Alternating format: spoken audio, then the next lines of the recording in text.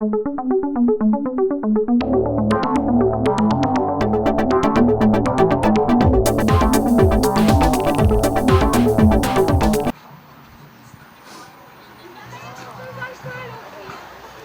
et bienvenue pour ce nouveau Bourdeaux News. Aujourd'hui, nous sommes à la déchetterie. Pourquoi la déchetterie? Parce qu'aujourd'hui, on fait une petite fête parce qu'à la déchetterie, maintenant, il y a la lumière.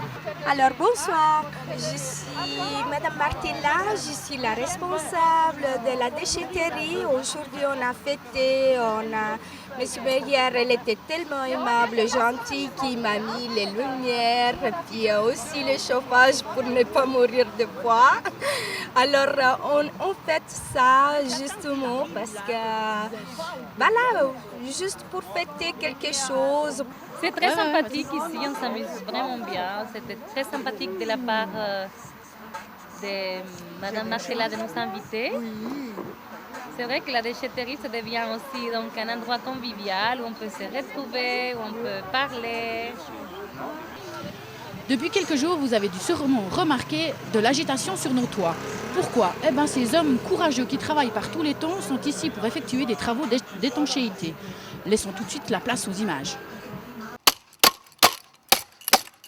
Effervescence sur les toits des allées couvertes de la Bourdonnette. Depuis le début de la semaine, une équipe s'affaire au démontage de la couverture, des coulées suspectes ayant révélé des lacunes dans l'étanchéité. Vous voyez les traces de l'eau sale qui est descendue là, dans la façade, dans l'angle. Parce que ça coulait là-dedans, et puis alors ils ont décidé de faire les travaux. Autrement, si ça ne coulait pas, ça restait encore. Hein. Bon, on levait ça, il y a l'isolation là-dedans qui sont en trempe.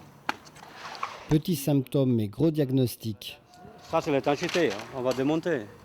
Mais avant de recouvrir, il faudra démonter la totalité du dallage. Bon, ici, on est rentré d'enlever les anciennes dallettes. Il y a des écoulements, c'est pour ça qu'on essaye un peu d'enlever et pour remettre d'autres neuves. Et puis pour enlever aussi le premier couche qui est déjà, il y a plein d'eau là-dedans. Et puis si on enlève tout, on va mettre encore une barrière à vapeur après. Et puis on va mettre encore l'isolation de neuve. Et puis pour mettre des graviers après. Alors ça va prendre plus long que quelques semaines, ça. Oh, oui, ça va prendre des mois. Ah voilà. Pas facile. Bon, sauf s'y mettre beaucoup de monde. Et puis il fasse bon. Parmi les ouvriers, un des résidents du quartier. Vous habitez où? Au quartier de la Bourdonnette. Mais où? Au 133. 133. Ouais. Vous refaites votre propre quartier. Voilà, enfin, je refais la toiture en fait. Ouais. Ça fait du bien de travailler chez soi?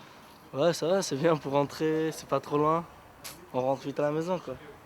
Des travaux qui sont aussi une opportunité de rappeler quelques règles élémentaires aux fumeurs du quartier.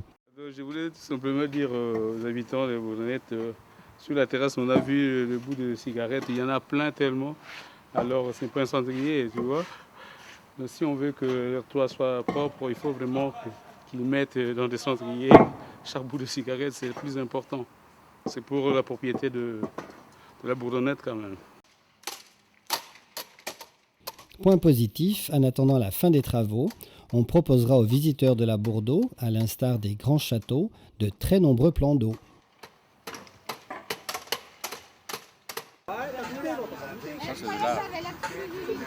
Un jeune handicapé de notre quartier a reçu la médaille du mérite. De qui il s'agit et de quoi il en retourne? Un petit reportage de Jérôme. C'est le lundi 4 novembre 2006 au casino de Montbenon qui a eu lieu la remise de médailles du mérite sportif.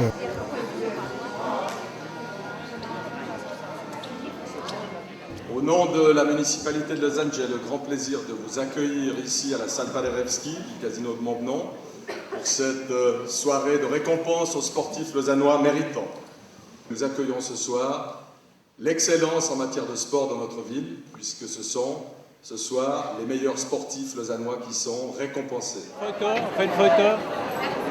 Parmi les lauréats, un jeune handicapé de la Bourdonnette au nom de Andrian Ostrasser. Ça te fait quoi d'avoir gagné la médaille du mérite? Ça fait beaucoup plaisir. J'étais en tournoi et puis je donnais fort et puis je fais plus de progrès. Je joue à tennis parce que je trouvais c'est plus... parce que c'est un sport que j'aime mieux. Pour ces sportifs handicapés, la pratique de leur discipline passe obligatoirement par un encadrement spécial. C'est notamment le cas de l'association Fair Play. À ce jour, nous avons jusqu'à 200 membres. Et tous les membres font, à part ça, à peu près, il y a 12 disciplines par semaine. C'est-à-dire le tennis de table, la piscine et bien d'autres disciplines. Et nous avons les activités d'hiver. Pour tous les sportifs, rendez-vous l'année prochaine. Notez seulement qu'il ne s'agit pas de faire des performances, mais de s'annoncer aux services compétents. Aujourd'hui, la Fondation Surgir a donné une conférence de presse pour présenter son rapport sur les mariages forcés en Suisse. Une enquête menée pour la toute première fois sur notre territoire. Le but étant d'émettre un message haut et clair sur l'inégalité de ces pratiques. Et oui, malheureusement assez courante dans nos frontières. Si cette enquête vous intéresse ou des questions à poser, vous pouvez contacter la Fondation Surgir au numéro 021 311 27 31. Vous pouvez aussi consulter leur site web au www.surgir.ch. Alors, dans les sorties de cette semaine, on retrouve une toute nouvelle rubrique. C'est Personal Computer, présenté par Jérôme. Petite coup de pouce pour les gens comme moi, qui ne sont pas des pros en informatique. À ce sujet, au fait, si vous avez des questions, proposez-les nous et puis on essaiera de parler dans une prochaine émission. Ainsi que le débat animé par Stéphane Richard, suite à la projection du film Médias contre les tambours, que vous pouvez d'ailleurs voir dans les sorties des films extérieurs. Et dans les rétrospectives, nous retrouverons le film documentaire de la Cinémathèque, l'Expo 64. Et c'est ainsi que s'achève Bourdeau News pour cette semaine. À la semaine prochaine, bonne soirée, au revoir. Au revoir, à tout bientôt.